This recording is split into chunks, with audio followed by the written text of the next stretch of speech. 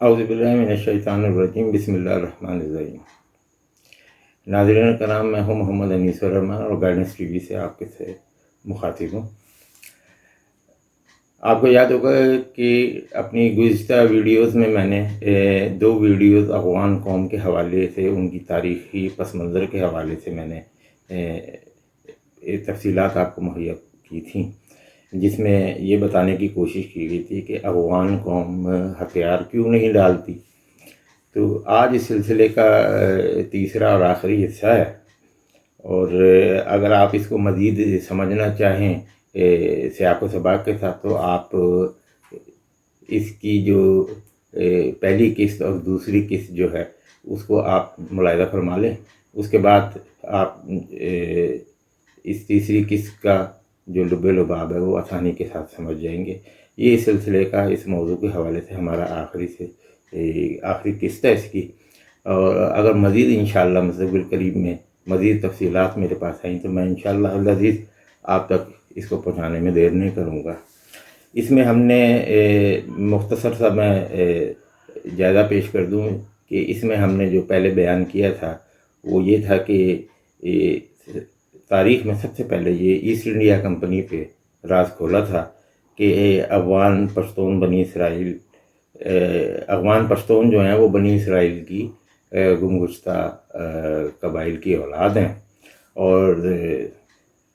اسی چیز کو جو ہے وہ برطانویوں نے تاریخ میں اس کو 150 برس تک چھپائے رکھا، تاکہ اس کا جو ہے وہ لوگوں تک اس کی تفصیلات نہ آ سکیں۔ اور کیونکہ برطانیہ کو سب سے پہلے تاریخ میں ہم دیکھتے ہیں کہ سکندر اعظم کا بھی افغانستان میں واسطہ پڑا تھا، لیکن سکندر اعظم نے بھی وہاں جس کا قیام کا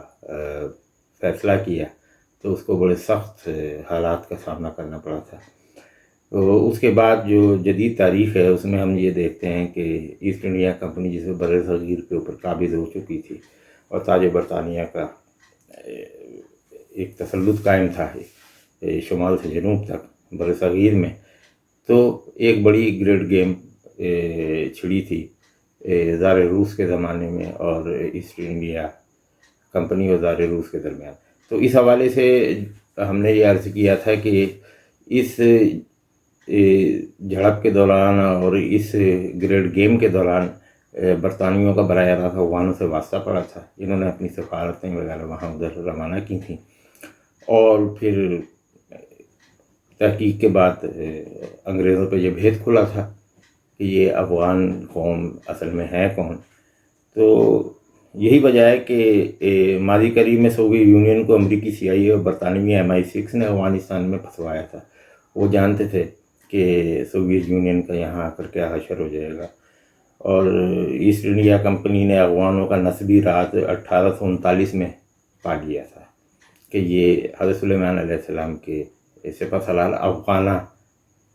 سے منسوب ہے ان کا نام۔ امریکہ، یورپ اور اسرائیل کی تحقیق آنے والے منظرنامے کو واضح کر دیتی ہے۔ اگر ہم مزید اس کے سلسلے میں گہرائی میں جائیں تو ہمیں بہت ساری چیزیں اس سلسلے میں دیکھنے کو ملیں گی۔ افغانوں کے نام، جگہوں اور دریاؤں کے نام تک بنی اسرائیل کی تاریخ سے ماخوذ ہیں۔ برطانوی محقق کا کہنا ہے کہ بنی اسرائیل کی اولین بود و باش افغانوں میں دیکھی جا سکتی ہے۔ تو ناظرین، یہ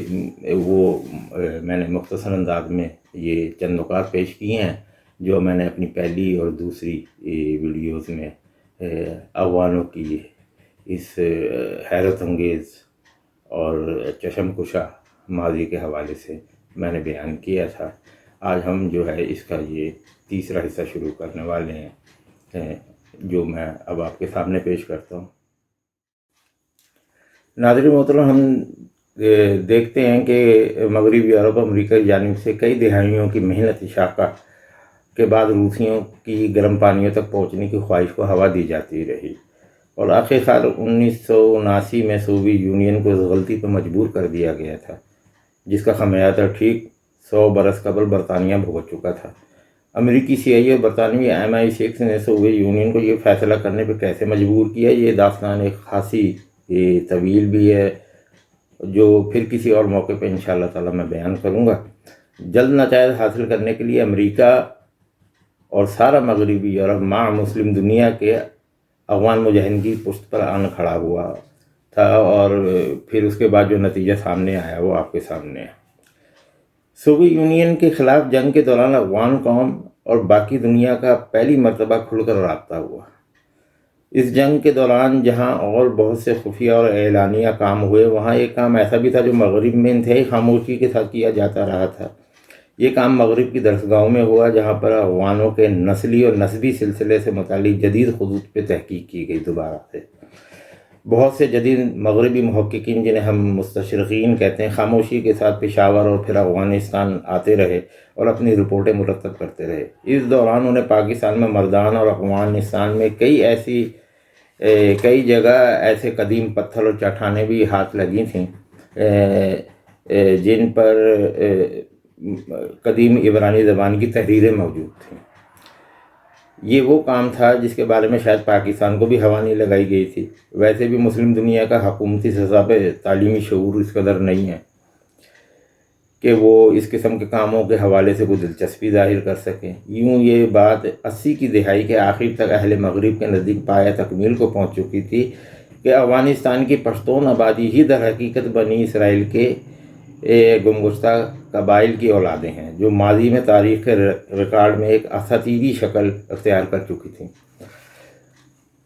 اب اس جانب آتے ہیں کہ خراسان سے متعلق احادیث شریف میں بیان کردہ حقائق کو جب افغان قوم سے متعلق مغربی تحقیق سے جوڑا جائے تو حالات کی کیا تصویر سامنے آتی ہے۔ اس سلسلے میں سنن ابن ماجہ کی ایک حدیث شریف ہے، پہلے اس کو آپ مد نظر رکھیں۔ ابو ہریرہ رضی اللہ تعالی عنہ بیان فرماتے ہیں کہ رسول اللہ صلی اللہ علیہ وسلم نے فرمایا، جب بڑی بڑی لڑائیاں ہوں گی تو اللہ تعالیٰ اجمیوں میں سے ایک لشکر اٹھائیں گے جو عرب سے بڑھ کر شاہ سوار اور ان سے بہتر ہتھیار والے ہوں گے۔ اللہ تعالیٰ ان کے ذریعے دین کی مدد فرمائیں گے۔ یہ سنن ابن ماجہ کی جلد سوئم کی حدیث نمبر 971 ہے۔ حضرت عبداللہ بن حارث فرماتے ہیں کہ رسول اللہ صلی اللہ علیہ وآلہ وسلم نے فرمایا کہ مشرق سے کچھ لوگ نکلیں گے جو امام مہدی کے لیے مسئلہ خلافت کو آسان بنا دیں گے۔ یہ بھی ابن ماجہ کی 4088 نمبر حدیث ہے۔ ترمذی کی جلد 2 کے صفحہ 56 میں حدیث مرقوم ہے، اور جب تم کو خراسان کی جانب سے سیاہ جھنڈوں کی آمد کی اطلاع ملے تو تم ان کے پاس چلے جانا، اگرچہ برف پر رینگ کر جانا پڑے۔ خواتین حضرات، یہ صرف چند مثالیں ہیں، جبکہ اس حوالے سے بے شمار احادیث شریفہ حدیث کی صحیح کتابوں میں ہمیں مل سکتی ہیں۔ اس کے علاوہ ناظرین محترم، یہ صرف چند مثالیں ہیں، جبکہ اس حوالے سے بے شمار احادیث شریفہ جو ہے وہ حدیث کی صحیح کتابوں میں ہمیں مل سکتی ہے۔ اس کے علاوہ حیرت انگیز طور پر افغانوں کے جد امجد کے حوالے سے اس وقت سب سے زیادہ تحقیق خود اسرائیل میں کی جا چکی ہے۔ اس تحقیق میں سب سے زیادہ حصہ DNA کے حوالے سے ہے۔ سابق سوویت یونین کے ساتھ جنگ کے دوران ہجرت کرنے والے بعض متمول افغان مہاجرین خاندان جو تھے، جو یورپ کے ساتھ ساتھ اس وقت نیو یارک میں بھی، امریکہ میں بھی آباد ہوئے تھے، جن کے DNA امریکی اور اسرائیلی ماہرین کو یہ ثابت کر چکے ہیں کہ افغان قوم آریائی نہیں بلکہ سامین نسل ہے، جبکہ برطانوی 150 برس تک دنیا کو یہ بتا کر گمراہ کرتے رہے کہ افغانی آریائی قوم ہے۔ اوپر دیے گئے اس پہلے سے بیان کردہ اس مختصر تحقیقی خاکے کے بعد کیا اندازہ لگایا جا سکتا ہے کہ افغان قوم غیر ملکی فوجوں کے سامنے ہتھیار کیوں نہیں ڈالتی؟ افغان قوم سے متعلق قدیم مقامی اور موجودہ برطانوی، امریکی اور اسرائیلی محققین کی تحقیق کو سامنے رکھ کر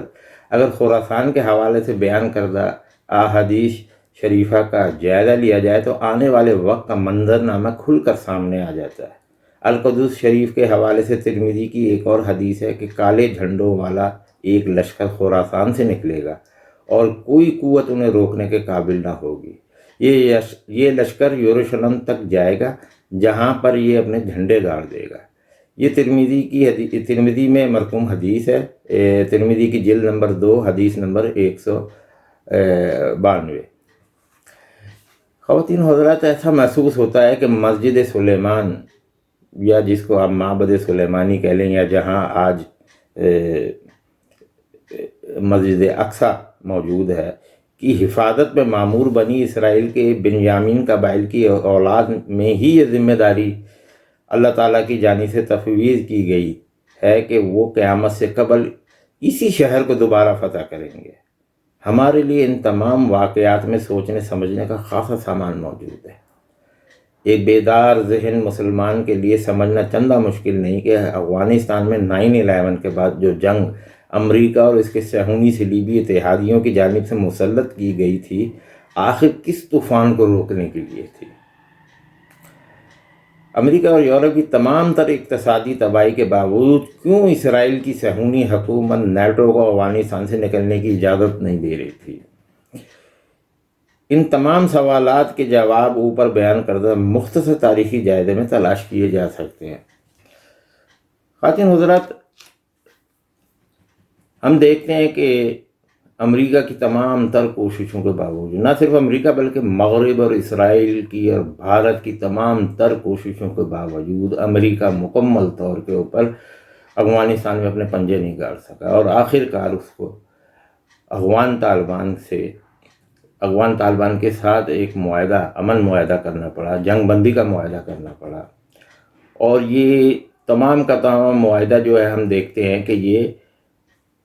افغان مجاہدین کی ہی شرائط کے اوپر کیا گیا ہے۔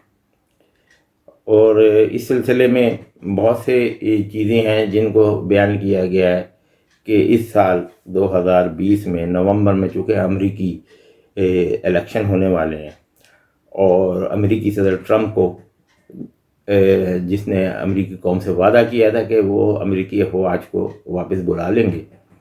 انہیں اس نومبر سے پہلے کسی نہ کسی طور پر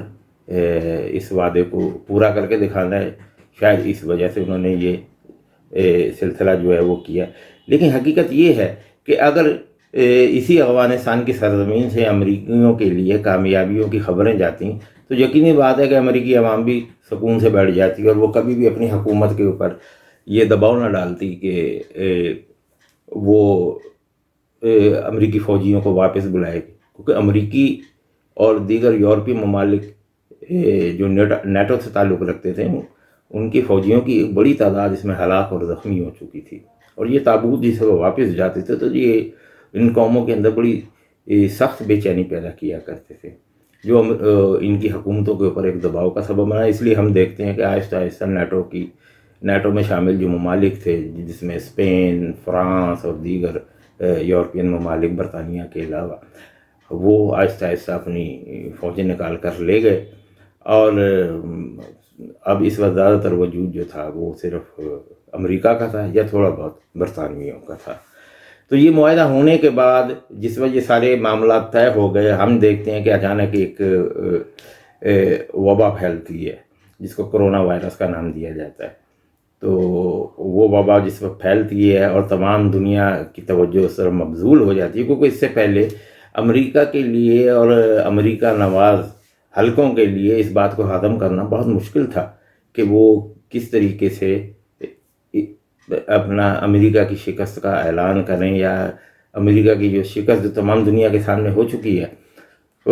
اس کو امریکہ کیسے ہضم کرے گا۔ لیکن حالات جو بتا رہے تھے وہ یہی تھے کہ امریکہ کو یہ کڑوی گولی نگلنی پڑے گی، اور اب اس کے سوا کوئی دوسرا راستہ نہیں تھا۔ تو خواتین حضرات، یہ جو ہم نے اپنے 3 ویڈیوز میں کس نمبر 1، 2 اور 3 میں جو ہم نے افغان قوم کا پس منظر جو ہے اور آنے والے دور میں اس کا جو کردار ہے افغانیوں کا، وہ خراسان کے حوالے سے قرآن و حدیث کی روشنی میں ہم نے ایک مختصر انداز میں اس کو بیان کرنے کی کوشش کی ہے، تاکہ مسلمان اور خصوصاً جو ہمارے نوجوان ہیں، جن میں جیسے طالب علم بھی شامل ہیں، اور ان موضوعات کو جو ہے وہ ہم اس نقطہ نظر سے اس کا مطالعہ کرتے ہیں تاکہ ہمیں آنے والے وقت کی اور آنے والے حالات کی آگاہی حاصل ہو سکے۔ تو یہ موضوع چونکہ یہاں یہ اس لیے یہ ختم ہوتا ہے کہ اس موضوع کے فوراً بعد ایک بڑا عجیب و غریب موضوع شروع ہو جاتا ہے، اور وہ موضوع ہے کرونا وائرس کا۔ ہم یہ دیکھتے ہیں کہ اس کی ٹائمنگ بہت عجیب و غریب ہے کہ امریکہ جو ہے وہ افغان طالبان کے ساتھ جنگ بندی کا معاہدہ کر لیتا ہے، جنگ بندی کا معاہدہ ہو جاتا ہے، اس کے بعد کابل انتظامیہ جو امریکہ کی کٹھ پتلی انتظامیہ ہے مقامی، اشرف غنی انتظامیہ جس کو کہا جاتا ہے، وہ کوشش کرتی ہے کہ اس میں روڑے اٹکائے جائیں اور امریکیوں کو کسی نہ کسی طریقے سے یہاں جو ہے اپنا وجود برقرار رکھنے کے لیے مجبور کیا جائے۔ لیکن ہم دیکھتے ہیں کہ یہ معاملات بھی ہوتے نظر نہیں آتے۔ امریکی بھی افغان انتظامیہ، کابل انتظامیہ کے حوالے سے سخت رویہ اختیار کرتے ہیں، اور یہ معاملات ابھی چل ہی رہے تھے کہ یکا ایک غلغلہ اٹھتا ہے اور ایک بہت بڑی دھول جو ہے نا وہ آنکھوں میں، دنیا کی آنکھوں میں جھونکی جاتی ہے کرونا وائرس کے نام سے۔ خواتین حضرت، میں اس سلسلے میں یہ عرض کرتا چلوں، اور آئندہ جس وقت میں اپنی دوسری اس کے بعد جو اگلی میں ویڈیو انشاءاللہ اپلوڈ کروں گا وہ اسی حوالے سے ہوگی۔ یہاں میں مختصراً صرف اتنا بیان کر دینا چاہتا ہوں کہ یہ کرونا وائرس جو ہے یہ کوئی وبا نہیں ہے، حقیقت میں اس کا کوئی وجود نہیں ہے، اور یہ ایک بہت بڑے بین الاقوامی دجالی ایجنڈے کے تحت اس کو جو ہے نا وہ فروغ دیا گیا ہے، اس کو پھیلایا گیا ہے، اور اس کو فروغ دینے میں، اس کو پھیلانے میں سب سے زیادہ ہاتھ جو ہے وہ اسی طرح کے وہ پیسوں کا ہے۔ اور کیونکہ اس ساری سازش میں یو این او بھی شریک ہے، یو این او کا جو ادارہ ہے یونیسیف وہ اس میں شریک ہے، آئی ایم ایف اس میں شریک ہے، ورلڈ بینک اس میں شریک ہے، اور ان تمام اداروں کے پیچھے جو 13 صہیونی دجالی خاندان ہیں جو فنڈنگ کرتے ہیں، جیسا کہ میں نے عرض کیا تھا کہ بلڈربرگ نام کا ایک کلب ہے جس میں یہ سارے اپنا صہیونی دجالی لوگ ہیں، اس کے ممبر ہیں، جو تقریباً دنیا کی 80% سے زیادہ ثروت جن کے ہاتھ میں ہے۔ اس میں روتشائلڈ خاندان بھی ہے، راک فیلر فاؤنڈیشن بھی ہے، بل گیٹس بھی اس میں شامل ہے، سارے شیطانی عمل میں، جو آج سے بہت پہلے کہتا رہا ہے کہ دنیا کے معاملات اور مسائل کا حل یہی ہے کہ دنیا کی آبادی کم کر دی جائے، اور پھر اب اچانک وہ ایسی ویکسین کا لانے کا اعلان کر رہا ہے جس سے کرونا وائرس کو بچایا جائے۔ تو یہ کیسے ممکن ہے کہ ایک شخص جو ہے وہ انسانی آبادی کم کرنے کے جو ہے وہ اس کے لیے تحریک چلاتا ہے، اور پھر بعد میں اسی انسانی آبادی کو بچانے کے لیے ویکسین کی ایک تحریک چلا دیتا ہے۔ تو یہ اس میں بڑے سوچنے سمجھنے کے معاملات ہیں جو ہمیں جس پہ ہمیں غور کرنا چاہیے کہ یہ عالمی دجالی کھیل جو ہے یہ جو کھیلا جا رہا ہے اس کے پس پردہ کیا حقائق ہیں،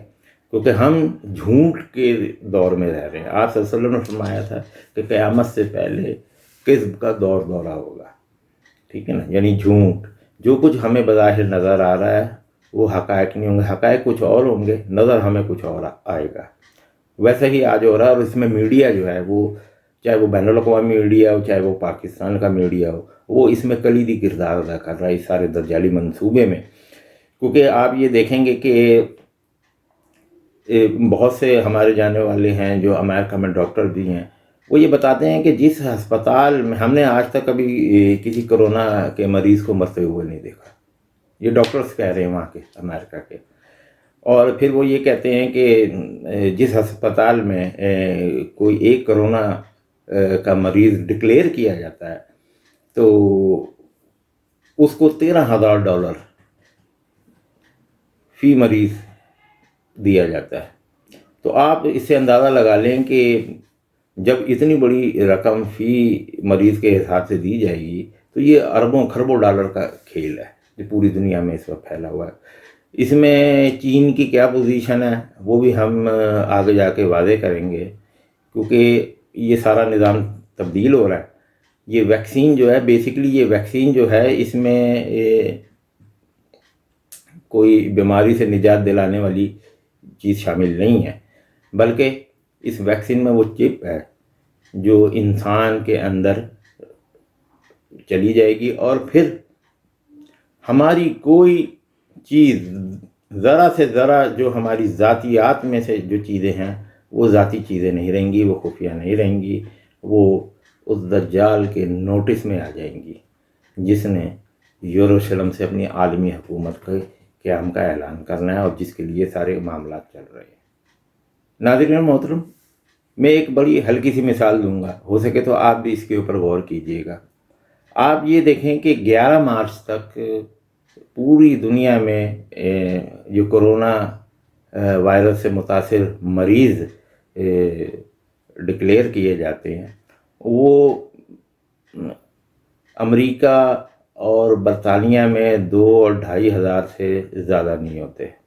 اور باقی دنیا میں مجموعی طور کے اوپر بشمول دیگر یورپ، ایشیا اور جنوب مشرقی ایشیا، یعنی کہ باقی تمام دنیا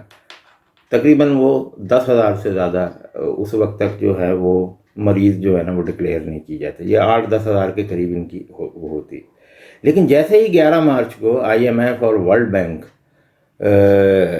یہ اعلان کرتے ہیں کہ ان ملکوں کو بھاری مالی معاونت فراہم کی جائے گی جو کرونا وائرس سے بری طرح متاثر ہوئے ہیں، انہوں نے جیسے ہی یہ اعلان کیا تو یہ گراف اچانک عمودی طور پہ سیدھا اوپر چلا گیا. اس اعلان کے پیچھے اصل میں 13 عالمی صہیونی دجالی خاندان ہیں، جن میں نمایاں راکفیلر، روتشائلڈ اور اپنا بل گیٹس اور دیگر لوگ یہ شامل ہیں. اب ہوا یہ کہ یہ گراف ایک دم اوپر چلا گیا اور معاملہ لاکھوں تک جا پہنچا.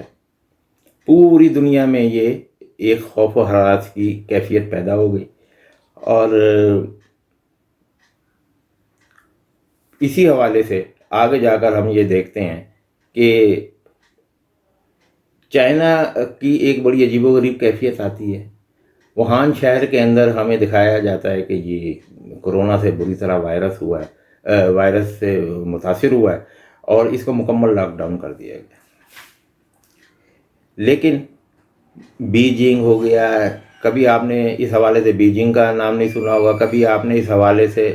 چین کے مشہور شہر شنگھائی کا نام نہیں سنا ہوگا، دیگر شہروں کا نام نہیں سنا ہوگا. یہ ایک بڑا عجیب امر ہے جو سمجھ سے بالا تر ہے، لیکن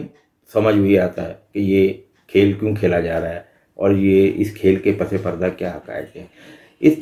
تمام معاملات کے علاوہ ناظرین میں یہ بھی عرض کروں گا اپنی آئندہ ویڈیو میں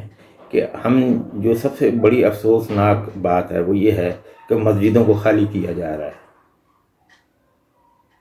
یہ ایک انتہائی امت مسلمہ کی تاریخ میں یہ ایک انتہائی خوفناک قسم کا المیہ ہے جس سے یہ امت کبھی پہلے دو چار نہیں ہوئی تھی. اور سب سے بڑی بات یہ ہے کہ مکہ معظمہ میں مکمل طور کے اوپر کرفیو ہے،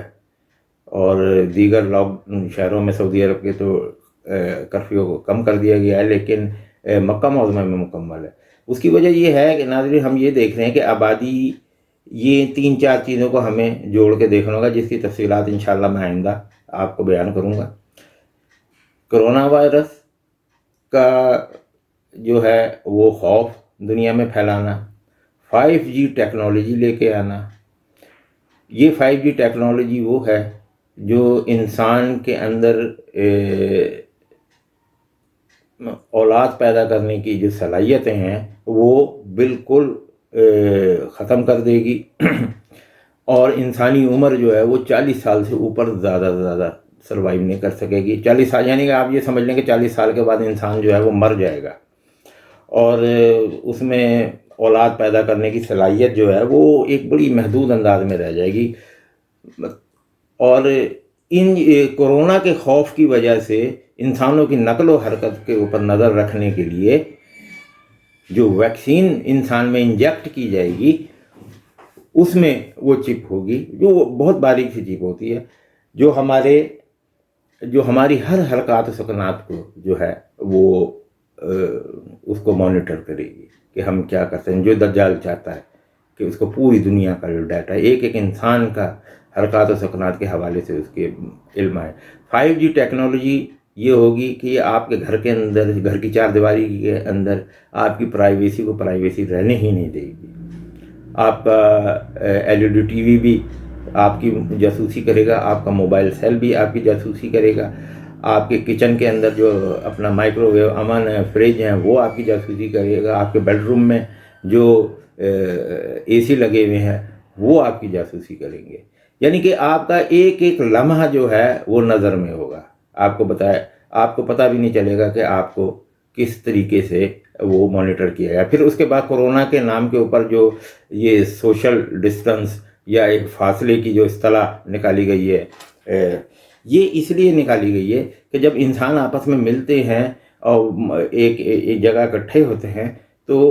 ان کی شناخت کو ان مواصلاتی ذرائع کے ذریعے سے پہچانا ذرا مشکل ہو جاتا ہے. لیکن جب یہ فاصلے رہا کریں گے اور یہ ہماری عادات کا حصہ بنا دیا جائے گا تو پھر ہمیں ایک بڑی آسانی کے ساتھ جو ہے وہ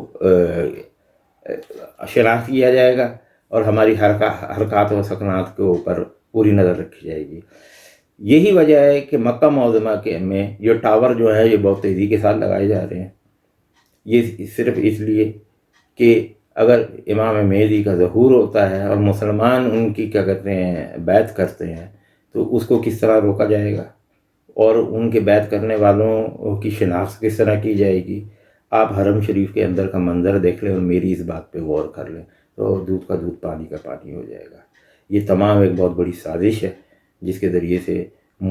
آبادی اگر کم کی جا رہی ہے تو اس میں سب سے زیادہ مسلمانوں کی آبادی ہے، کیونکہ مذہب نام کی اگر کوئی چیز ہے، دین نام کی اگر کوئی دنیا میں اس وقت چیز موجود ہے تو وہ صرف اسلام ہے. باقی جو ہے وہ صرف نام کے مذاہب ہے، نہ عیسائیت ہے نہ یہودیت ہے. یہ صرف ایک کور ہے جن کو استعمال کیا جا رہا ہے اور ان سے وابستہ لوگوں کو استعمال کیا جاتا ہے. اصل چیز جو ہے وہ دین اسلام ہے، کیونکہ دین اسلام ایک سسٹم ہے، نظام ہے. وہ عبادات تبدیل نہیں کرتا، وہ پورا آپ کا